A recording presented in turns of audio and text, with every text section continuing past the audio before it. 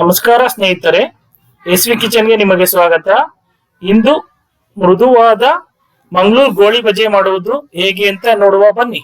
ನೀವಿನ್ನೂ ನಮ್ಮ ಚಾನೆಲ್ನ ಸಬ್ಸ್ಕ್ರೈಬ್ ಮಾಡಿಲ್ಲ ಅಂದ್ರೆ ನಮ್ಮ ಚಾನೆಲ್ನ ಸಬ್ಸ್ಕ್ರೈಬ್ ಮಾಡಿ ಹಾಗೂ ವಿಡಿಯೋನ ಲೈಕ್ ಮಾಡಿ.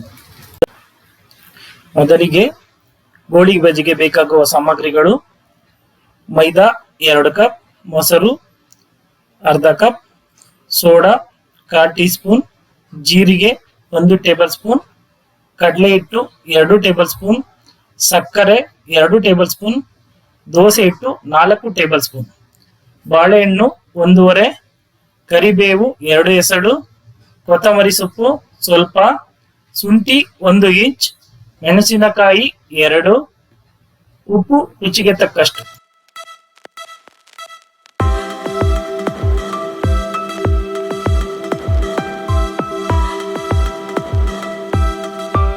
ಮೊದಲಿಗೆ ಒಂದು ಬೌಲ್ ತಗೊಳ್ಳಿ, 1/4 ಟೀ ಸ್ಪೂನ್ ಸೋಡಾ ಹಾಕಿ,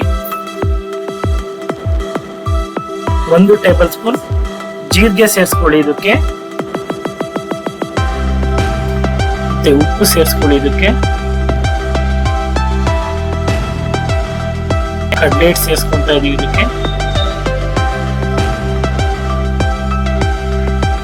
ಸಕ್ಕರೆ ಸೇರಿಸ್ಕೊಳ್ಳಿ. ಇದಕ್ಕೆ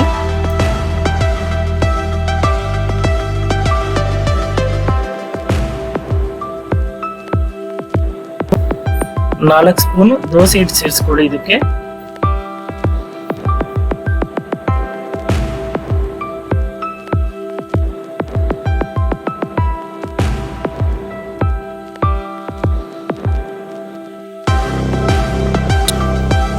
ಈ ಮಿಶ್ರಣಕ್ಕೆ ಬಾಳೆಹಣ್ಣು ಸೇರಿಸ್ಕೊಳ್ಳಿ.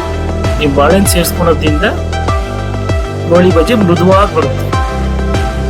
ಕೊತ್ತಂಬರಿ ಸೊಪ್ಪು ಸ್ವಲ್ಪ, ಕರಿಬೇವು ಸ್ವಲ್ಪ, ಮತ್ತೆ ಶುಂಠಿ ಮತ್ತೆ ಮೆಣಸಿನಕಾಯಿನ ಚಿಕ್ಕದಾಗಿ ಕಟ್ ಮಾಡಿಕೊಂಡು ಇದಕ್ಕೆ ಸೇರಿಸ್ಕೊಳ್ಬೇಕು.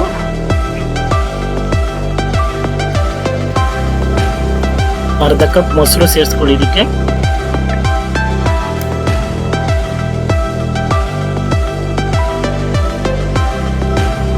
ಈ ಮಿಶ್ರಣವನ್ನು ಚೆನ್ನಾಗಿ ಮಿಕ್ಸ್ ಮಾಡ್ಕೊಳ್ಳಿ.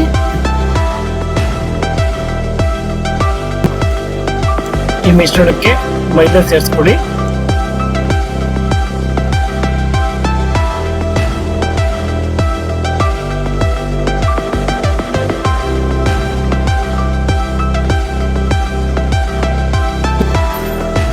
ಈ ಮಿಶ್ರಣಕ್ಕೆ ಸ್ವಲ್ಪ ನೀರು ಸೇರಿಸ್ಕೊಳ್ಳಿ, ಚೆನ್ನಾಗಿ ಮಿಕ್ಸ್ ಮಾಡ್ಕೊಳ್ಳಿ.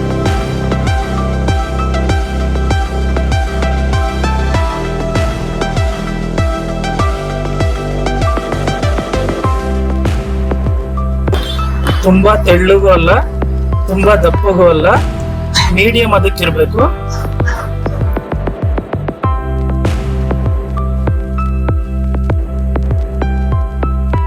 ಈ ಮಿಶ್ರಣವನ್ನು 2 ರಿಂದ 3 ಗಂಟೆಗಳ ಕಾಲ ಹಾಗೆ ಇಡಬೇಕು.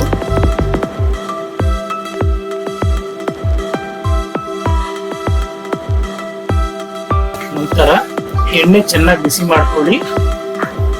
ಲೋ ಫ್ಲೇಮ್ ಅಲ್ಲಿ ಇಟ್ಕೊಂಡು ಫ್ರೈ ಮಾಡಬೇಕು.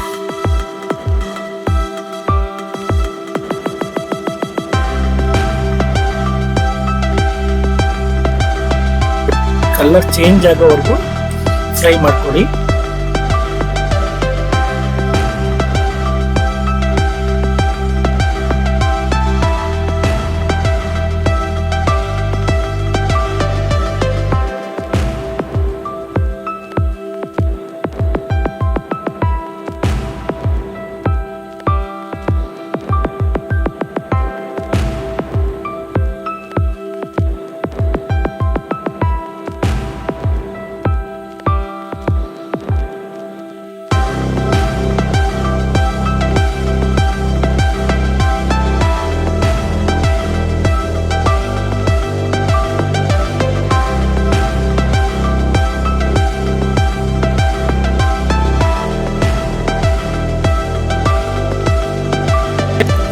ಹೋಟೆಲ್ ಶೈಲಿಯ ಗೋಳಿ ಬಜೆ ಮಾಡುವ ವಿಧಾನ. ಇದನ್ನು ಕಾಯಿ ಚಟ್ನಿಯೊಂದಿಗೆ ಸವಿಯಿರಿ. ನೀವು ಮನೇಲಿ ಟ್ರೈ ಮಾಡಿ ನಮಗೆ ಕಮೆಂಟ್ ಬಾಕ್ಸ್ ಅಲ್ಲಿ ತಿಳಿಸಿ. ಧನ್ಯವಾದಗಳು.